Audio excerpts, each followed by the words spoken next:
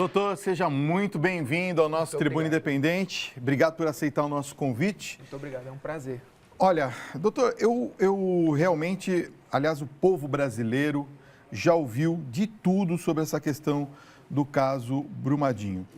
Eu queria começar perguntando por que o caso de Brumadinho é considerado como um crime ambiental e não como uma tragédia. Na verdade, o caso Brumadinho é uma tragédia em si, mas juridicamente ele vai entrar como um crime ambiental. Foi um crime ambiental praticado por uma empresa. A iniciativa privada agiu negligentemente e causou um desastre ambiental. As tragédias, nós sabemos que elas se perpetuam no futuro e ela não atinge só uma pessoa, mas uma coletividade de pessoas. Não foram só as vítimas que foram atingidas. Também as próximas gerações brasileiras vão ser atingidas por esse desastre. Agora, como analisar quem deveria ser realmente responsabilizado por uma tragédia desse montante? Porque a lei penal brasileira, ela traz para a gente a segurança jurídica necessária para a gente punir verdadeiramente aqueles que são os culpados? Nós temos dois fatos que nós devemos analisar. Primeiro, temos uma empresa e nós temos quem estava dentro desse complexo dessa empresa. São duas punições totalmente distintas. Para a empresa, nós temos a punição, que vai existir a pecúnia, que vai ser penhorada essa pecúnia, e vai existir valores. Mas para as pessoas, a punição é diferente.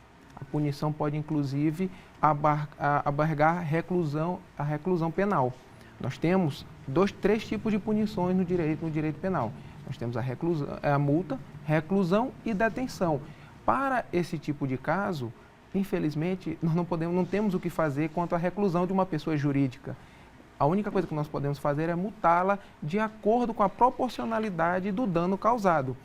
Porém, para as pessoas na cadeia de comando dessa empresa, nós temos como mecanismos penais que podem responder efetivamente, de acordo com a culpa de cada um. Agora, vamos assim, como que a gente pode determinar a responsabilidade dos diretores de empresas por danos à população? Porque uma vez que a empresa tem autorização governamental para atuar nessa área, e para isso também existe uma fiscalização, de repente se entende ou se subentende de que está tudo bem.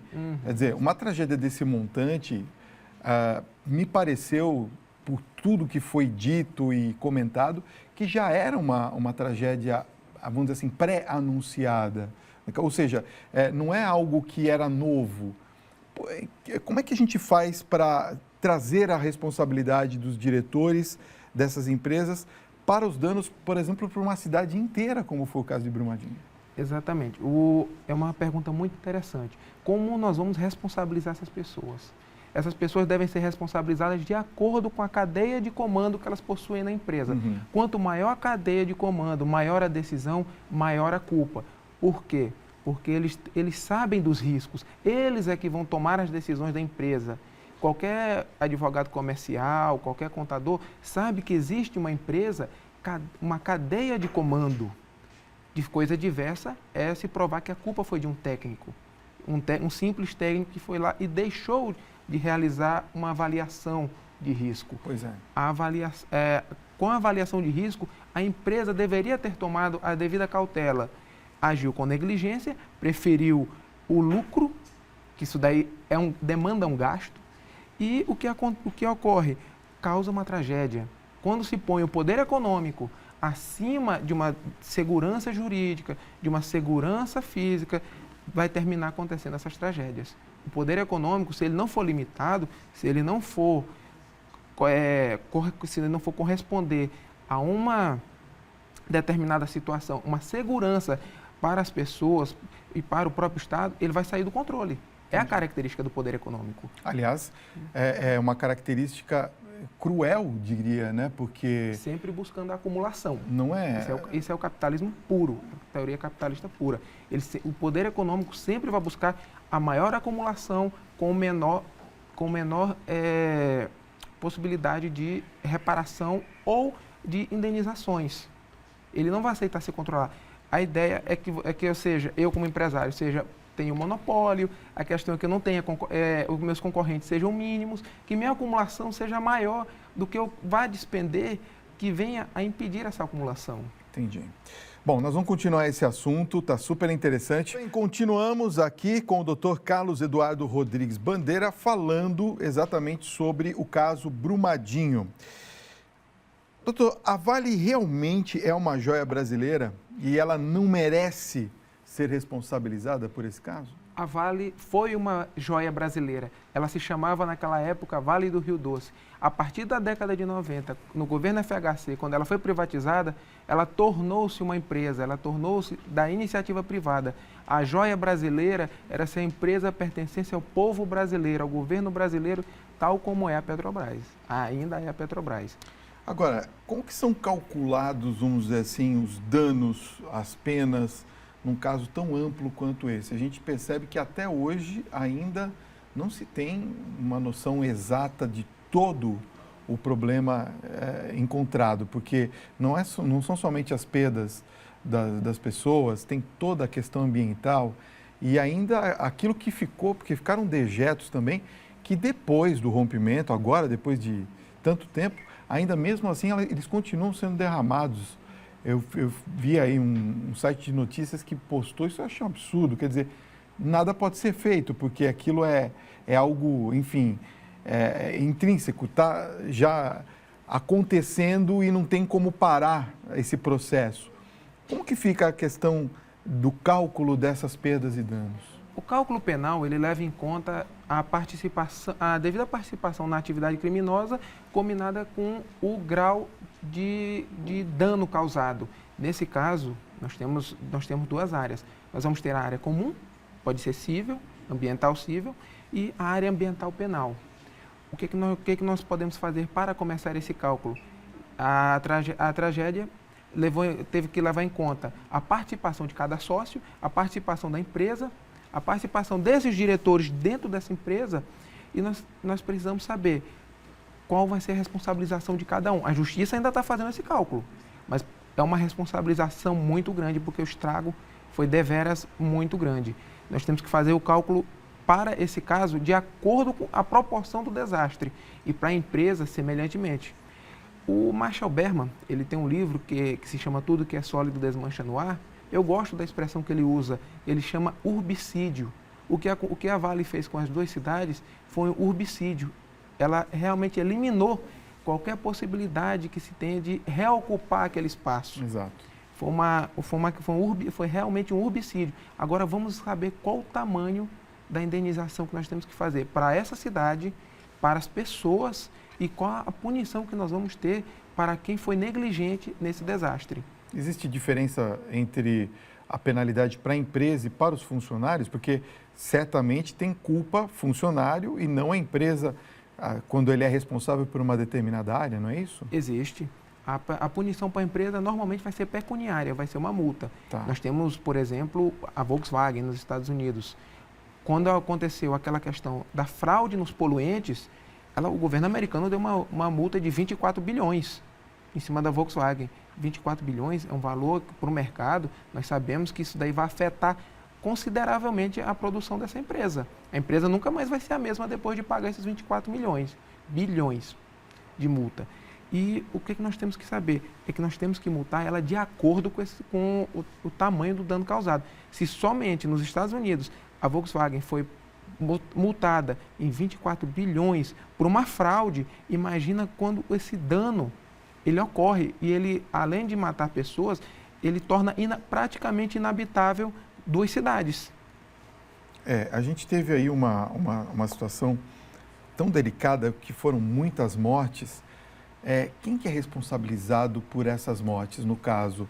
E existe a pena de detenção para essa pessoa, o responsável por essa empresa, no caso da empresa, para essas mortes ou não? A empresa ela vai ficar somente com a negligência. Agora, para quem está na cadeia de comando, que sabia que existia esse risco, isso daí pode existir ou o dolo eventual ou a culpa.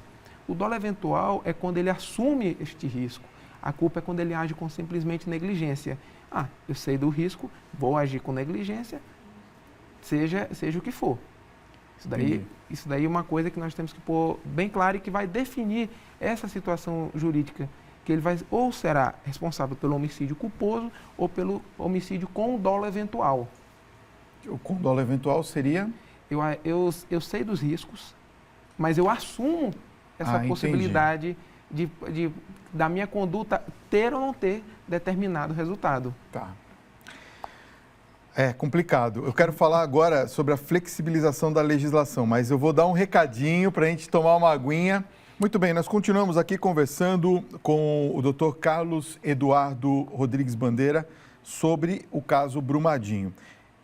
Eu falava antes da nossa pausa sobre a flexibilização da legislação ambiental brasileira.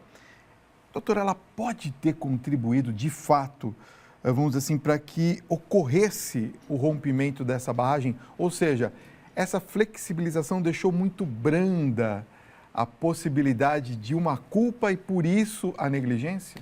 Eu vejo da seguinte forma: a legislação ambiental ainda tem uma punição muito baixa. Existem crimes ambientais, como o tráfico de animais, que é pena de detenção, não é sequer pena de reclusão. Isso daí eu vou estimular.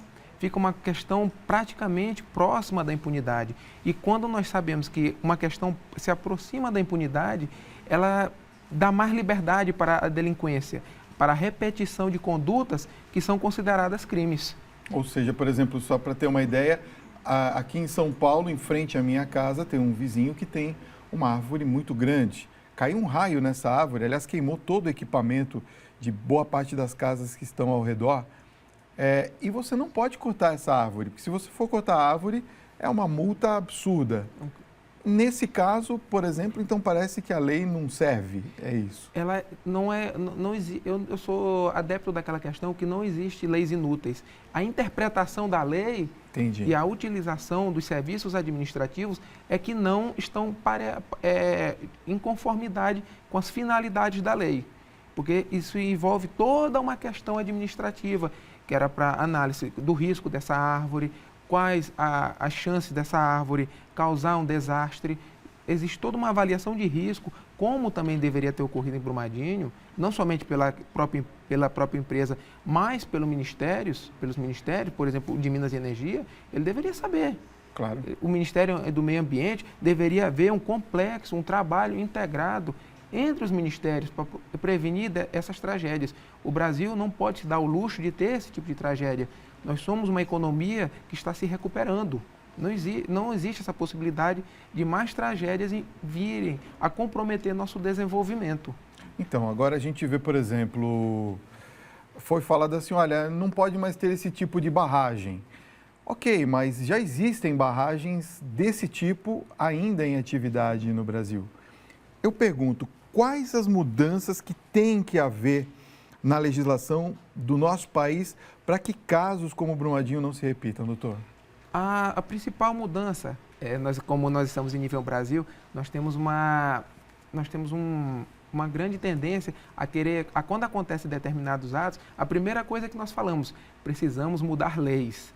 É verdade, essa lei precisa de uma punição maior, mas não somente isso, nós temos que mudar a questão administrativa, a forma como esse Estado está administrando as barragens, porque não é somente entregar na mão da iniciativa privada e deixar que a iniciativa privada resolva todos os seus problemas. O Estado tem que agir no sentido de evitar essas calamidades, porque sempre a iniciativa privada vai buscar o lucro, a acumulação. A segurança maior, quem deve proporcionar ao cidadão é o Estado, em parceria com essa iniciativa privada que também possui responsabilidades da sua atividade, não comprometer a segurança e a integridade física de terceiros. Entendi. Doutor Carlos Eduardo Rodrigues Bandeira, obrigado pela sua presença nessa noite. Imenso. Foi um desafio a gente falar, né? É verdade. Porque não é fácil ainda, está muito latente no coração de todos nós. Quero deixar os contatos aqui do doutor, www.eduardobandeira.adv.br, está aparecendo aqui no vídeo. Bate uma foto para você acessar o site do doutor e entrar em contato com ele para participar, de repente, de uma discussão como essa e entender um pouco melhor esse caso. Vai ser um prazer. Foram muitas pessoas que pediram sobre esse assunto aqui. As pessoas realmente ficaram muito chocadas com esse caso. Obrigado por ter vindo, viu? Muito obrigado. Um grande abraço. Para o senhor, obrigado por ter Muito vindo ao obrigado. nosso programa.